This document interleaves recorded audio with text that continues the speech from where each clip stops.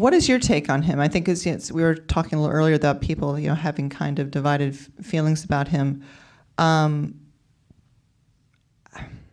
Which do you think dominates in terms of in terms of his real, a sincere desire, as he says, to kind of go on this quest for manhood, and this other desire that obviously is like, I want to document my quest for manhood, which are two different instincts. Well, I mean, he is a layered and fascinating person. To me, the first time that I met him, after he left, my wife and I just couldn't stop talking about it. And, we were arguing about manhood and what is manhood, and we were arguing about violence and war, and we were arguing about the way that people use cameras, not just to document their lives, but to kind of craft their lives and to create their images, and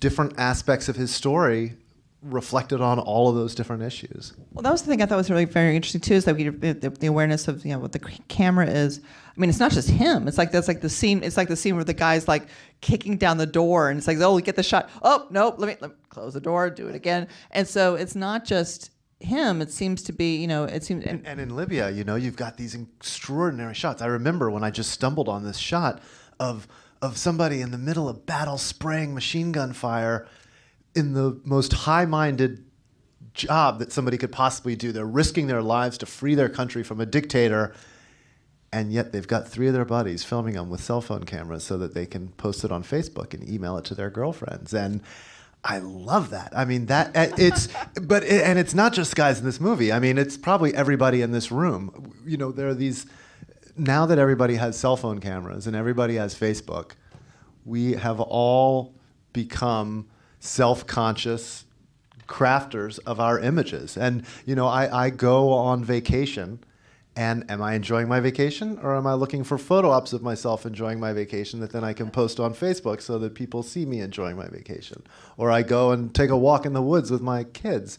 Am I fully present with them, or am I looking for that moment when the light comes through the trees that I can get a shot? Does a tree really fall in the forest if there's no one to Instagram it?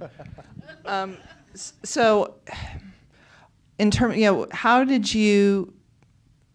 Do you feel like he is aware of this own kind of contradiction that he contains? I mean, I feel like as a filmmaker, you captured that you captured this sort of this dichotomy of the fact that he was saying that I'm trying to find myself, and at the same time, you're like, hang on a second, dude, you're really kind of into having us see you as this. Do you think he's aware of the discrepancy? I think he sees his story differently at different times. So he told me all of the things that you see in the film. I mean, he told me, the first time I met him, he told me the story of being in Libya and having that moment where he gets jostled out of the Jeep, and he has his camera with him, and he's running for cover, and suddenly he realizes that he's got his camera and not his gun. And what am I? Am I a fighter or a filmmaker?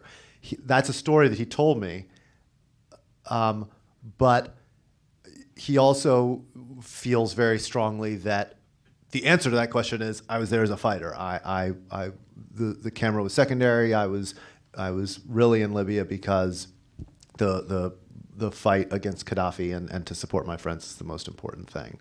So I think like all of us, he has contradictions.